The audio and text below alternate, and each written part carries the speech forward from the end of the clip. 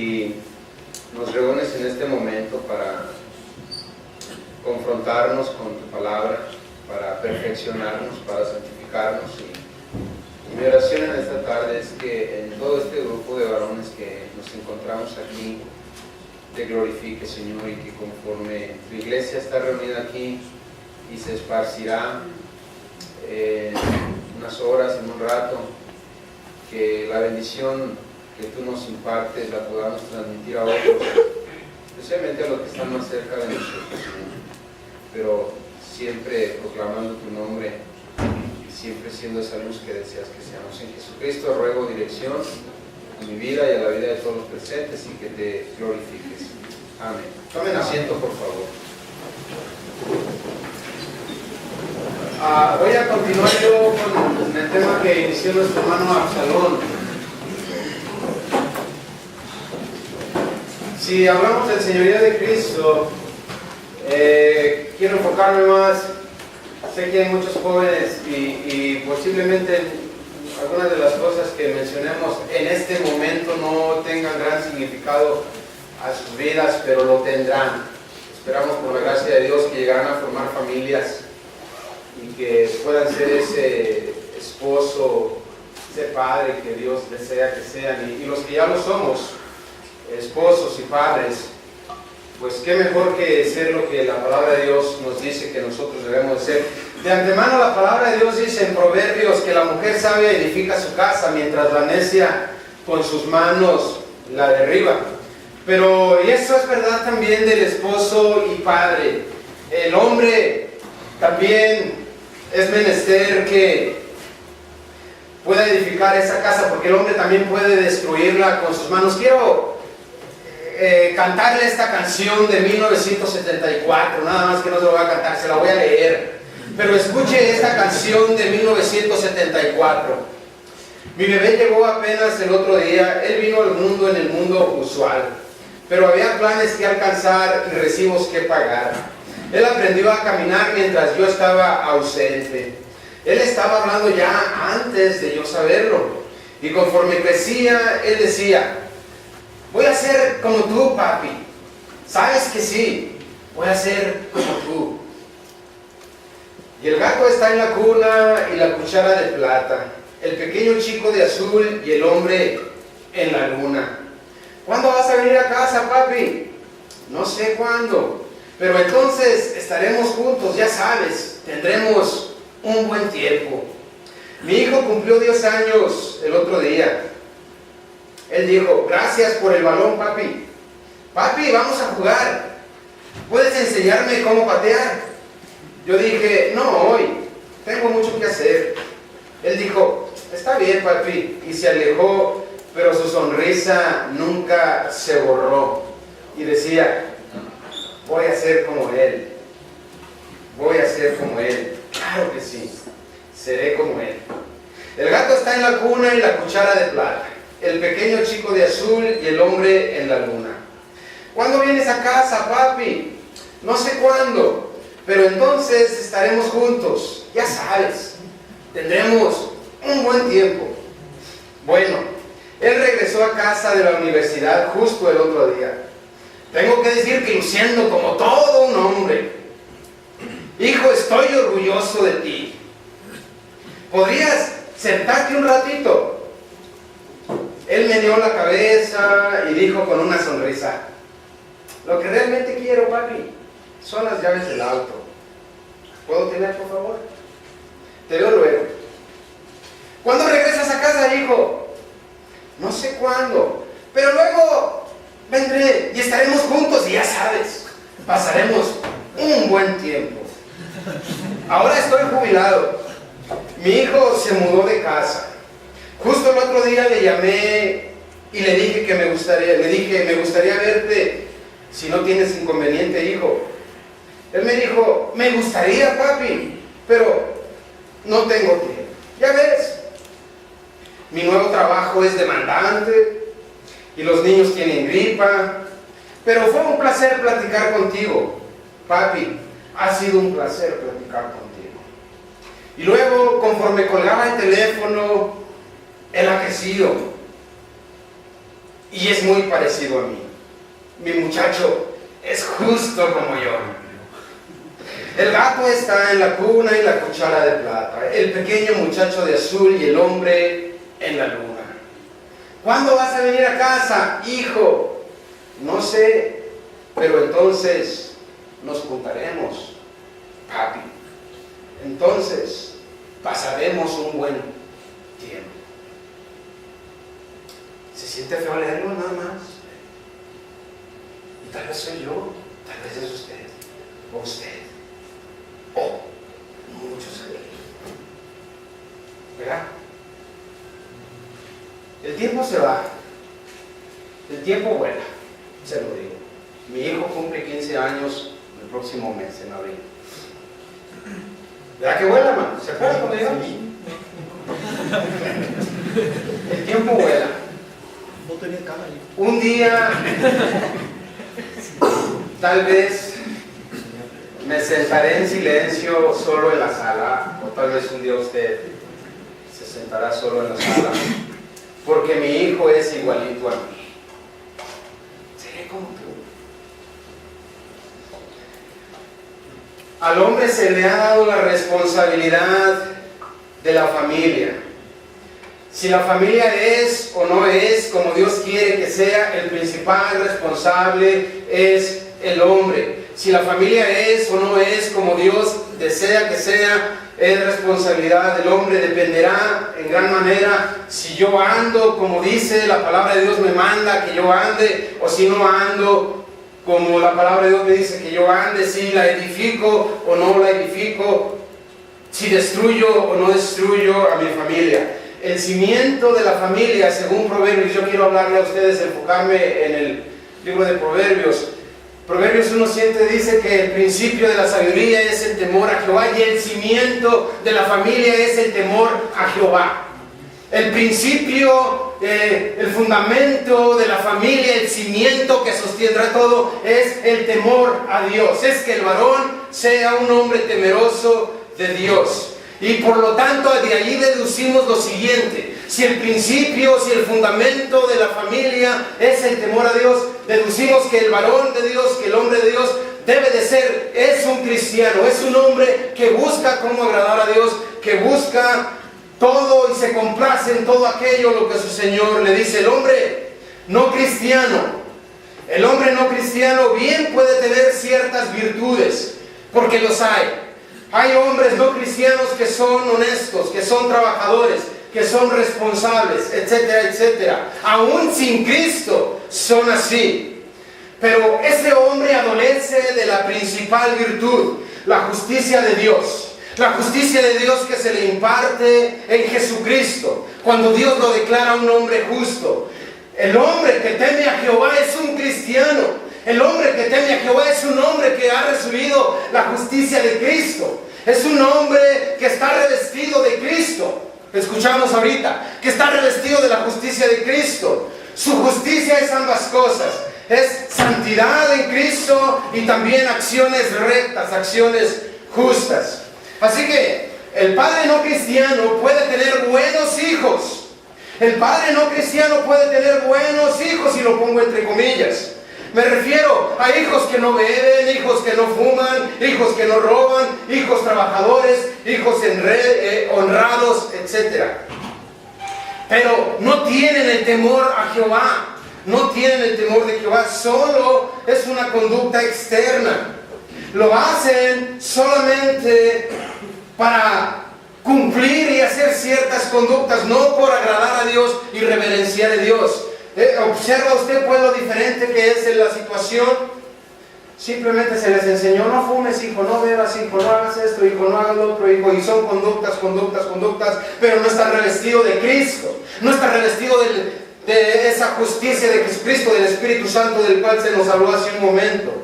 Así es que la principal labor del padre en realidad no es tener hijos bien portados. No es eso. No es tampoco darles una carrera. Nos preocupamos tanto porque que nuestro hijo sea abogado, médico, aquello, y nos afanamos y no tengo tiempo, hijo, hay tanto que hacer, hijo, ¿cuándo vamos a pasar un tiempo, rato juntos, hijo? O padre, etcétera. Espera, mi hijo, es que hay mucho trabajo y me afané tanto y trabajé tanto para darte la universidad, hijo. Y el hijo se fue, porque el hombre estaba en la luna y el gato en la cuna. Se fue. No es su principal labor de usted como padre, francamente, darle la universidad a su hijo. Si se la puede dar, gloria a Dios, pero no es lo principal de lo que estamos haciendo.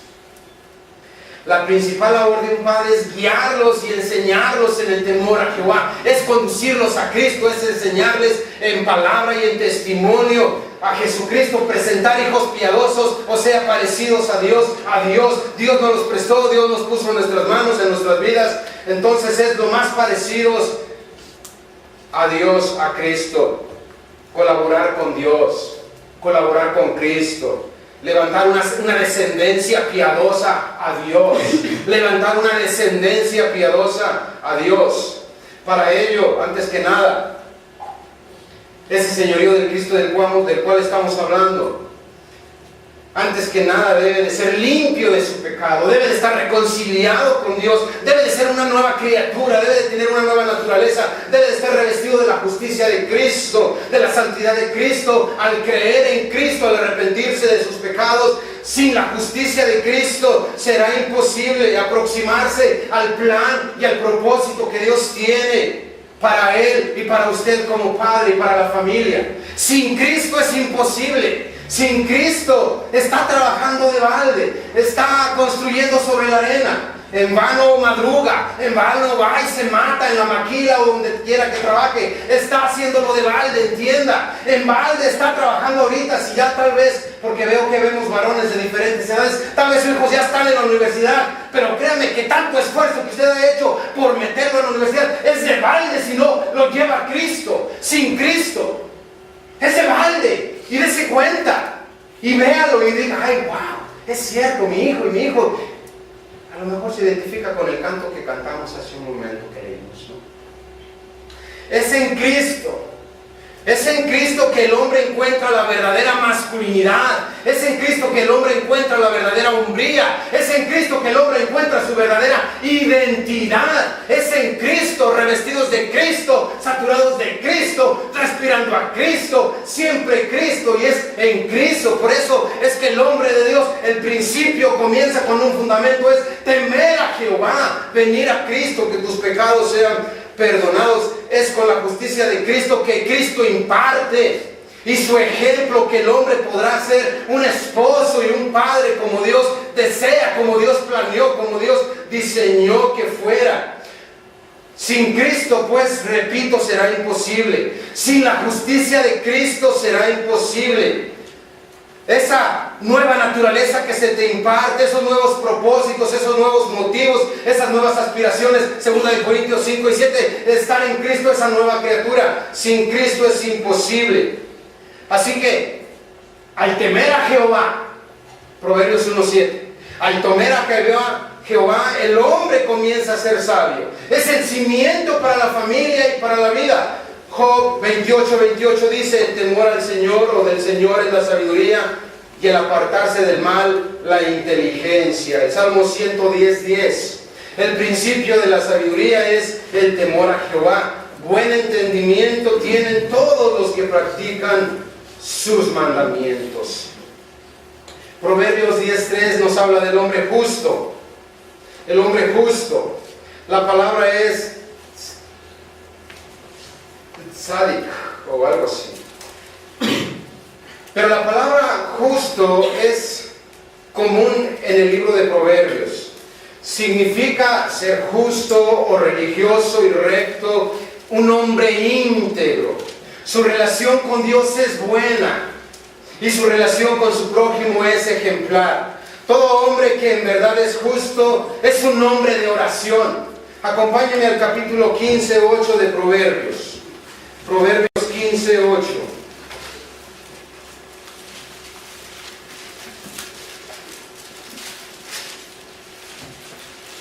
La boca de los sabios es esparce sabiduría, no así el corazón de los necios. Verso 8, el sacrificio de los impíos es abominación a Jehová, mas la oración de los rectos es su gozo. Mas la oración de los rectos, de los justos, es su gozo. Cuando hablamos del señorío de Cristo, no se puede hablar de un hombre que diga estar bajo el señorío de Cristo y que no sea un hombre de oración, y que no sea un hombre que pasa tiempo en oración. Y Dios, nos dice el pasaje, Dios se goza, Dios disfruta de su oración, del tiempo en comunión y en intimidad con Él. Todos sabemos que la oración es lo más vital para el creyente, es nuestro oxígeno espiritual, es nuestra vida. Y sin ello no hay vida espiritual, no la hay. Y sin embargo, ¿cuánto batallamos todos? ¿Verdad? Todos. Para orar, sabiendo estas cosas.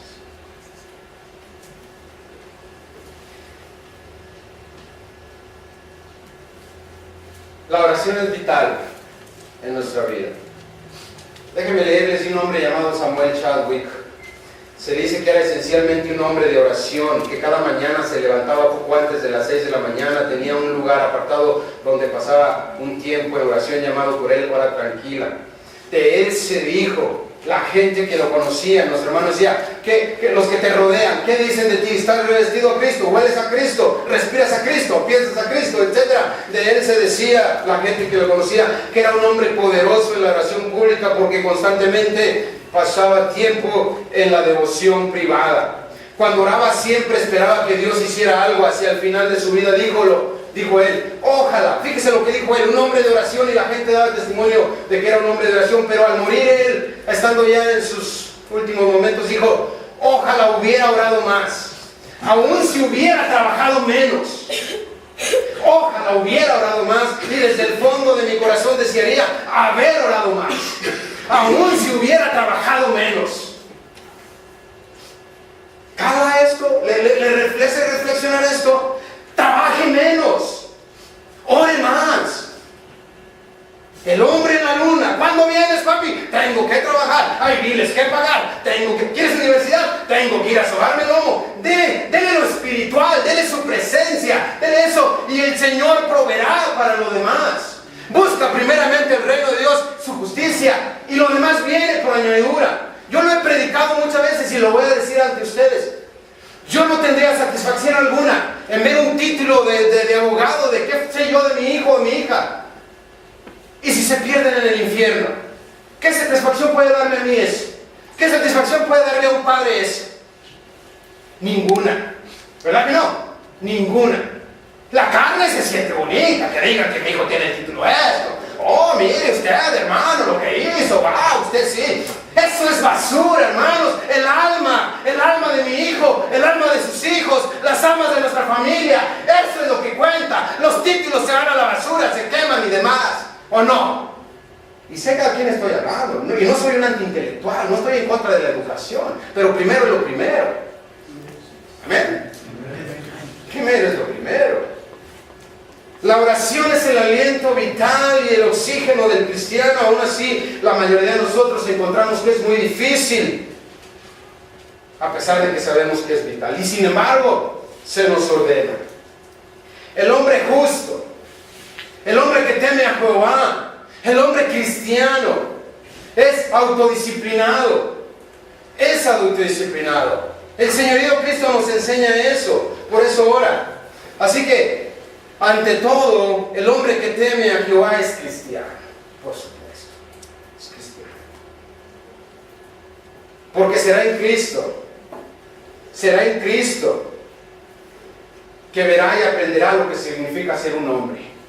Es en Cristo que vemos y aprendemos e imitamos lo que significa ser un hombre. Es en Cristo. Cristo es el hombre perfecto, nuestro modelo, a quien todos hemos de buscar e imitar. Es en Cristo. En Cristo el hombre encuentra la verdadera masculinidad, pues, la verdadera hombría. Su costumbre de Cristo era levantarse de madrugada, usted lo sabe, a orar, nos dice Marcos 1:35. No tenía tiempo para orar, era muy ocupado, pero se hacía el tiempo. El tiempo se busca, el tiempo se hace, ¿cierto? Se busca hacer el tiempo. El Señor Jesucristo se hacía las oportunidades y después que los hubo despedidos se fue al monte a orar, nos dice Marcos 6:46.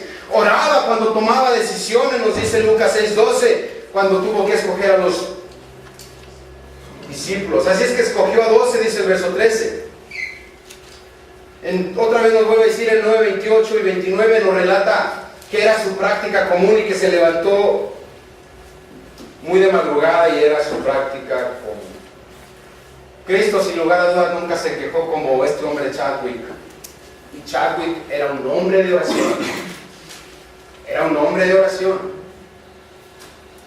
Pero es que yo creo que es hasta que ya estás muy cerca al cielo que todavía dices, esto es vanidad. Todo lo demás era vanidad.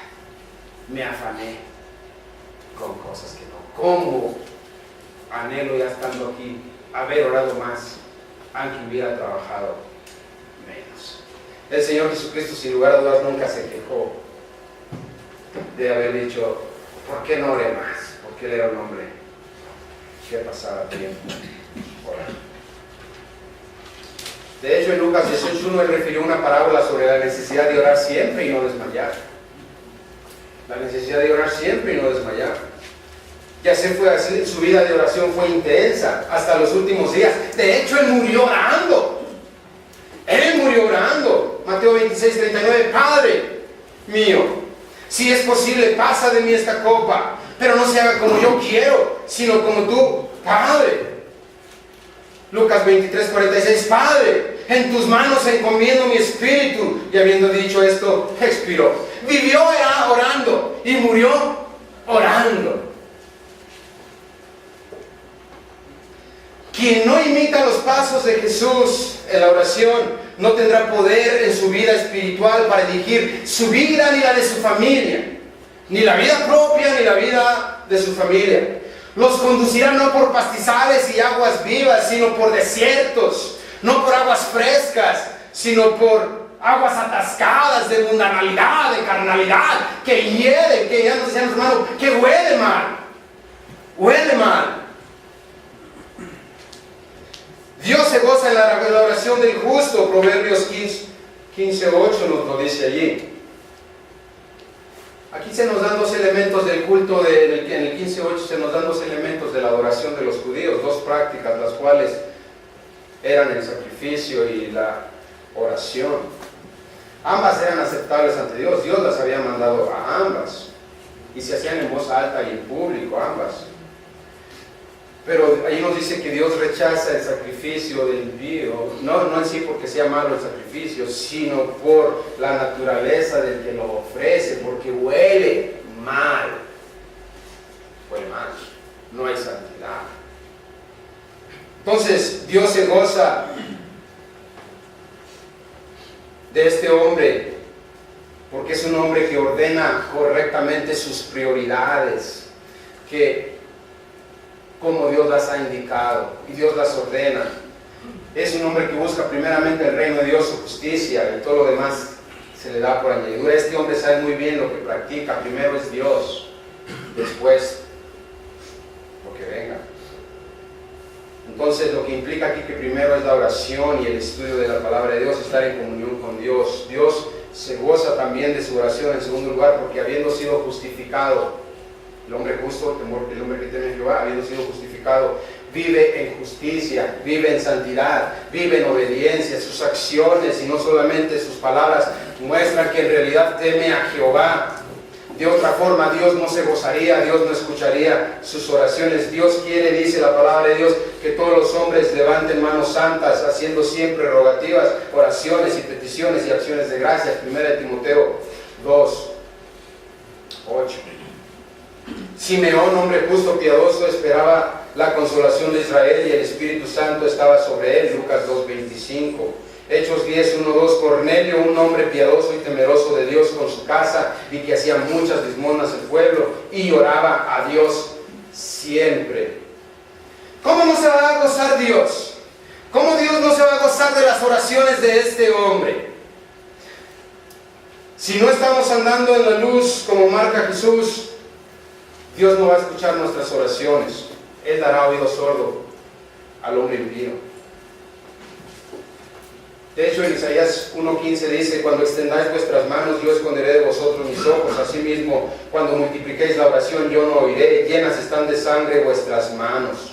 Y Pedro escribe: vosotros, maridos, igualmente vivid con ellas, sabiamente, dando honor a la mujer como a vaso más frágil y como coherederas de la gracia de la vida, para que vuestras oraciones no tengan estorbo. Así es que la oración es indispensable en la formación del carácter cristiano. El hombre que diga que vive bajo el señorío de Cristo es un hombre que vive en oración y cuyas oraciones no tienen estorbo, cuyas oraciones, cuya vida de oración Dios se agrada, le es agradable, Dios se goza. Y la oración le hace ser piadoso. Es un círculo que se ve aquí. Él ora porque es piadoso, y conforme ora, la oración le hace ser más piadoso. Y va a influir definitivamente en sus acciones, sus conceptos, su filosofía, su manera de pensar, su vida, en toda su manera de vivir, en todo su carácter, en todo. De su vida de oración depende toda su vida, y depende si dará fruto o no dará fruto. De su vida de oración depende si dará fruto o no dará fruto. Depende si su carácter será agradable a Dios o no será agradable. Si será agradable a otros, si será un hombre sabio o será un hombre necio, si será un buen padre o será un mal padre. Todo dependerá de su vida de oración. Su oración está llena de sabiduría.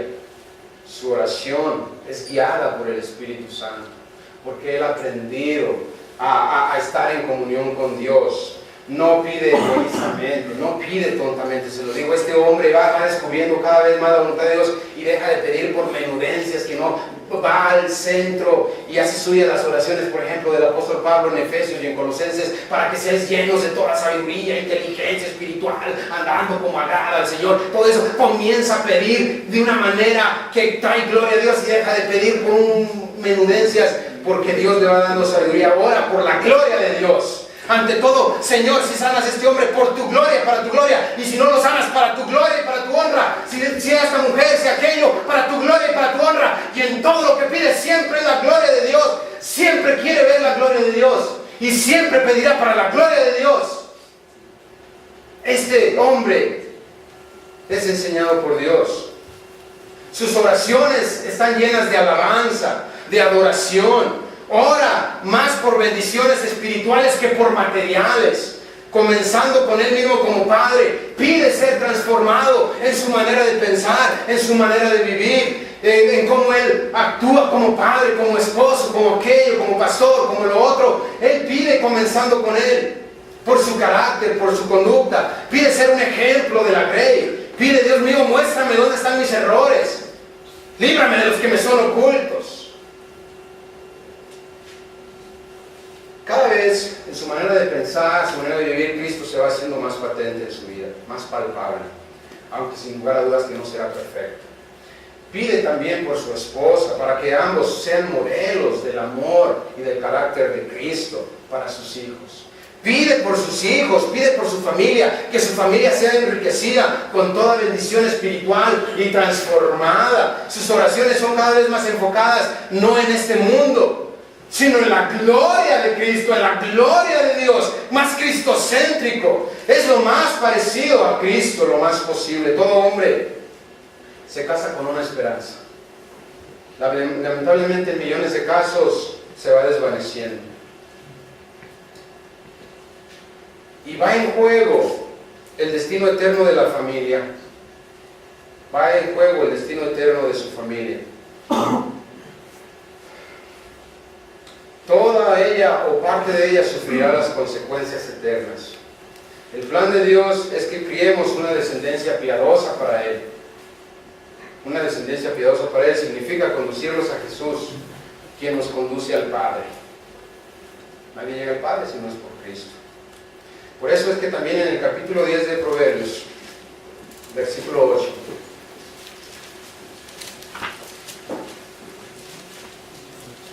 el sabio de corazón recibirá los mandamientos, mas el necio de labios caerá. Por eso es también que Este hombre bajo el señorío de Cristo es un esposo y padre que es sabio de corazón. Es un esposo y padre que es sabio de corazón. La palabra sabio es hakam. Se puede traducir como entendido, habilidoso para vivir, prudente, cauto, etc. Incluye la voluntad, la inteligencia, desde donde se toman las decisiones. El punto es que él escucha y sigue los consejos sabios. Ser sabio no significa conocerlo todo o de todo. No. Sabio tiene que ver con ordenar tu vida y vivirla bajo los preceptos de Dios.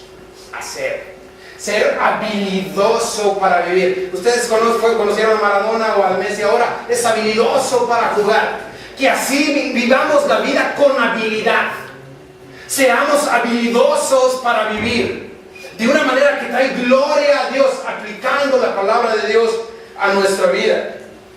Una de las razones que observamos tan poco cambio en los cristianos en general es que su manera de pensar continúa prácticamente igual. Antes de Cristo y después de Cristo, su manera de vivir continúa prácticamente igual. Antes de Cristo y después de Cristo no hay realmente cambio. Su voluntad no ha sido tocada, su corazón prácticamente continúa igual. Vive en el nivel de las emociones. Y no debe de ser así. También es un hombre, el hombre bajo el señorío de Cristo es un hombre sabio, claro, pero que tiene entendimiento. El 14:6 dice: busca al escarnecedor la sabiduría y no la halla, mas el hombre entendido la sabiduría le es fácil. Al hombre entendido la sabiduría le es fácil. El 15:21 dice: endereza sus pasos. También dice: el entendimiento es un manantial de vida a quien lo posee, y la dulzura de labios aumenta el saber, en el capítulo 16, versículo 21. Aquí tenemos pues a un hombre sabio y entendido. Es el Señor de Cristo, de cual sea la buena voluntad de Dios, agradable y perfecta. De cual sea la buena voluntad de Dios, agradable y perfecta. Y como teme a Jehová, lo hace, lo vive, porque es su anhelo, es su deseo. Mire, no hay padre, y usted lo sabe bien, que no haga errores, que no se equivoca, ¿verdad que no? No hay padre que no haya cometido errores, que no haya equivocado. Pero le digo esto, que quien se da cuenta que va mal, si usted a estas alturas ya Dios le habló en alguna forma y dice: uy, voy mal, voy en la dirección equivocada, voy mal, me he equivocado. Quien se da cuenta que va mal y no corrige, no tiene entendimiento, dice Proverbios. No tiene entendimiento. Es un padre necio. La persona entendida hace caso a los consejos de Dios, a las instrucciones de Dios, a las reprensiones de Dios. Usa la razón para ver lo que la palabra de Dios, lo que Dios le está diciendo. Si ver si las circunstancias son buenas o malas, si convienen o no convienen. Es una persona que endereza sus pasos, que admite sus equivocaciones y las corrige. La persona sabia. Y el hombre bajo el señorío de Cristo es un hombre sabio y entendido, y corrige. Así que recibe los mandamientos de Dios, nos dice el versículo 8 del capítulo 10 de Proverbios. Dice el verso 8: el sabio de corazón recibirá los mandamientos, mas el necio de labios caerá. Entonces, los recibe. El versículo 17 del mismo capítulo dice: camino a la vida es guardar la instrucción, pero quien desecha la reprensión yerra. Camino a la vida es la instrucción, quien desecha caerá. Lo que aquí nos está diciendo es que quien recibe los mandamientos, nos dicen Proverbios, guarda la instrucción. Es un hombre sabio, entendido, es un hombre corregible. ¿Es usted corregible? Corregir, enseñar. Todos lo necesitamos, créanmelo, todos lo necesitamos. Y qué mejor que la misma palabra de Dios que nos dice que toda la palabra de Dios es útil para enseñarnos, para corregirnos, para instruirnos, para amonestarnos, para perfeccionarnos, para la gloria de Dios. La palabra de Dios.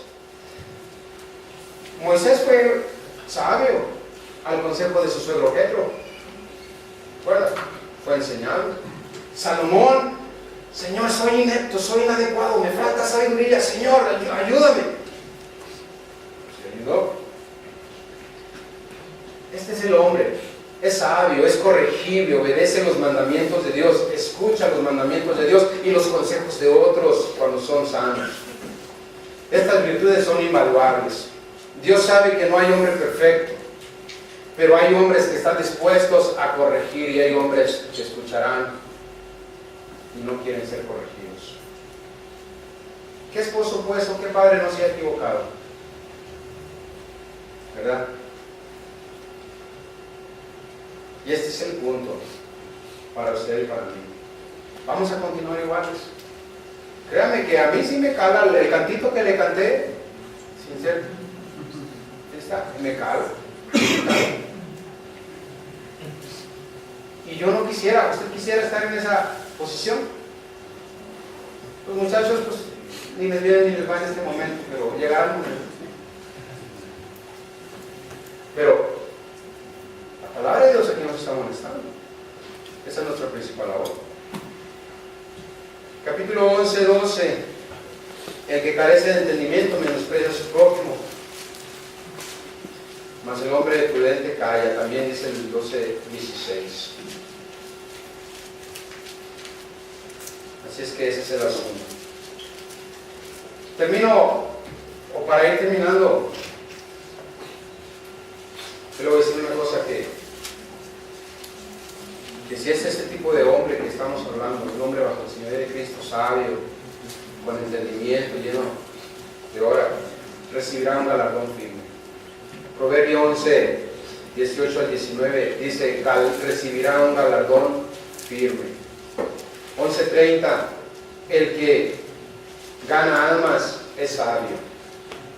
Y no habla de evangelizar, habla de ganar almas, de hacer amigos, a su esposa, a sus hijos, y claro también evangelizarles, pero de ganar almas, lo mismo que a otras personas, que les impacta espiritualmente, como que escuchamos anteriormente, que les impacta, que serán salvos un día por la gracia de Dios del infierno. Es un gran galardón. 12:7 dice, su casa permanecerá firme, su casa permanecerá firme, su familia permanecerá firme. Todavía es la pura gracia de Dios. Por muy buen padre que uno sea, no tiene nada que jactarse. Todavía es la pura gracia de Dios. Sin duda cometió errores, pero sin duda que había en su corazón, porque temía a Jehová, porque era un hombre de oración, era un hombre sabio, era un hombre enseñable, era un hombre corregible. Sin duda que buscó la guía de Dios, y Dios en su misericordia le bendijo. Este padre tiene esta recompensa porque fue guía de su prójimo, dice el capítulo 12, verso 26. 12:26 de Proverbios, fue guía de su prójimo. ¿Y quién más prójimo que tu esposa? ¿Quién más prójimo que tus hijos? ¿Quién más prójimo? Y otros más que haya por ahí. Es como un guía excelente en una expedición, una selva o lo que usted quiera. La familia, el matrimonio es toda una esperanza y el padre es ese guía. Si se pierde, pierde a la familia. Pero la idea es llevar a la familia sana y salva a Cristo. A Cristo. Amén. A Cristo. En pureza, en santidad. Todos hablamos del infierno, pero no nos imaginamos, por mucho que nos lo imaginemos, no nos imaginemos realmente cómo es verdaderamente. Nos quedamos cortos. Pero el hecho de que tengamos idea o no tengamos idea del infierno, cómo es, no disminuye la importancia de esto. Quienes están en el infierno, según Lucas 16, les gustaría que sus familiares no fueran a ese lugar. Ve y diles a mis hermanos, que no vengan a este lugar. ¿Dónde va a terminar la familia suya y la familia mía? ¿Cómo estamos haciendo?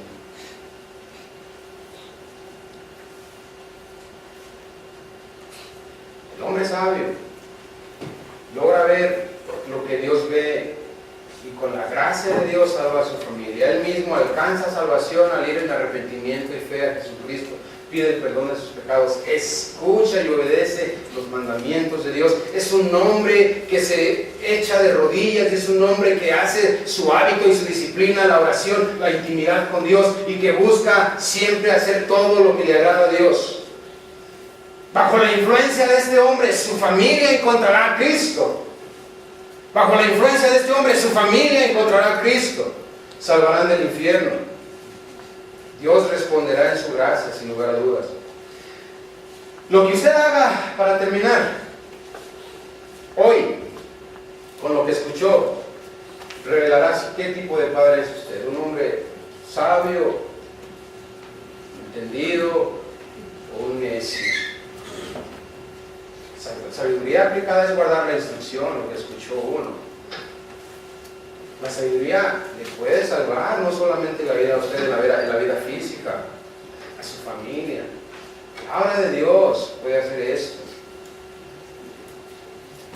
Así es que los necios caerán. Los necios caerán. La necedad misma les destruye. Eclesiastés 12:13 dice: el fin de todo el discurso oído es este: teme a Dios, hombre. El cimiento. Teme a Dios y guarda sus mandamientos. Esto es el cimiento de todo. Dice, esto es el todo del hombre. El todo del hombre. Teme a Dios. Padre, gracias por la oportunidad de permitirme compartir la palabra. Hay un gran peso, Señor, que todos llevamos como hombres al habernos tú predestinado para venir a esta tierra y nacer ya como hombres y luego venir a la salvación.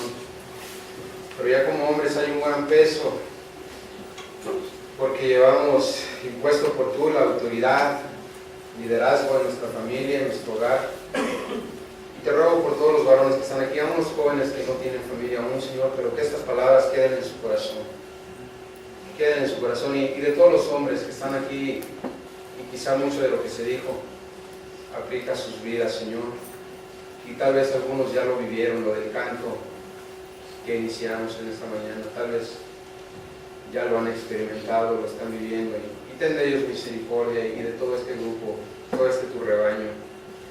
Y fortalece nuestras congregaciones con hombres de verdad, Señor, que teman a Jehová en Jesucristo. Amén. Señor, les bendiga.